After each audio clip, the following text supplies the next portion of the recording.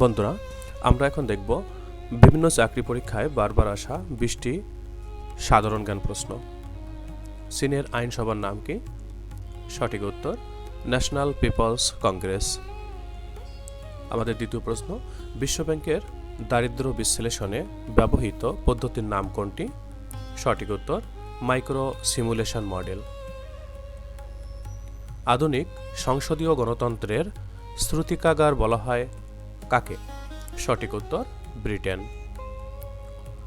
গণতন্ত্রের শ্রুতিকাগার বলা হয় কোন দেশকে? সঠিক উত্তর গ্রিস। বিশ্বের প্রথম কার্বন নিরপেক্ষ শিশুর নাম কি? সঠিক উত্তর আদাবি। বিশ্বের প্রথম কৃত্রিম বুদ্ধিমত্তা মন্ত্রী ডিয়েলা কোন দেশে নিয়োগ দেওয়া হয়েছে? সঠিক উত্তর আলবেনিয়া। ফেসবুকের বর্তমান কর্পোরেট নাম কি? সঠিক উত্তর মেটা। টুরিং টেস্টের উদ্দেশ্য কি? সঠিক উত্তর কৃত্রিম বুদ্ধিমত্তার ক্ষমতা পরীক্ষা করা। কোন আন্তর্জাতিক সংস্থা বাংলাদেশের 2024-এর জুলাই বিপ্লবকে স্বীকৃতি দিয়েছে? সঠিক উত্তর জাতিসংঘ। আর্টিফিশিয়াল ইন্টেলিজেন্স ধারণাটির জনক কে? সঠিক উত্তর জন ম্যাকার্থি। বর্তমান বিশ্বে নিউ সিল্ক রোডের প্রবক্তা কোন দেশ? সঠিক উত্তর চীন।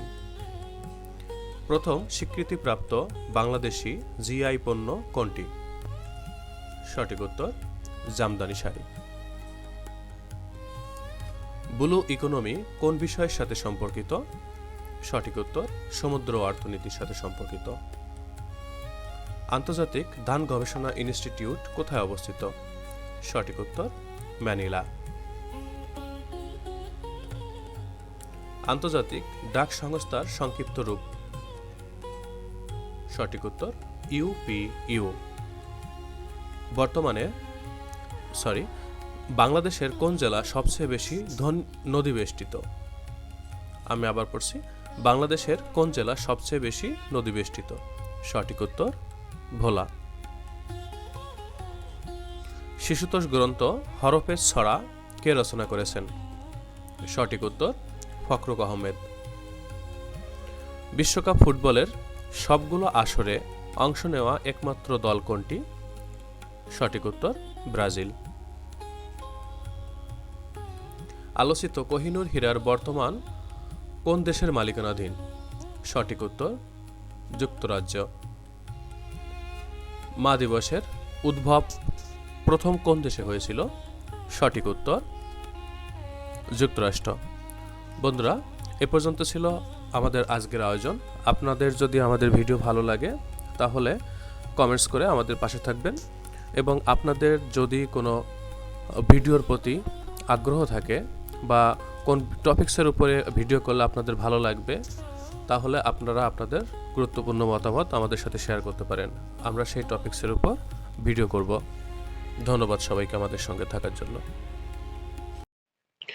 বন্ধুরা, আমরা এখন দেখব 21শে পদক 2026 কোন 9 জন ব্যক্তি পেয়েছেন এবং কোন প্রতিষ্ঠান পেয়েছেন। আমাদের প্রথম প্রশ্ন, চলচ্চিত্রে বিশেষ অবদানের জন্য পেয়েছেন ফরিদা আক্তার ববিতা। চিত্রকলায় 21শে পদক পেয়েছেন অধ্যাপক মোহাম্মদ আব্দুস সাত্তার। বাংলাদেশের স্থাপত্য চর্চাকে ভিন্ন মাত্রায় নিয়ে যাওয়ার স্বীকৃতি স্বরূপ স্থাপত্যে পেয়েছেন মেরিনা তাবাসুম। সঙ্গীতে 21শে পদক পেয়েছেন কিংবদন্তি ভূমিকা রাখায় আইয়ুব বাচ্চু।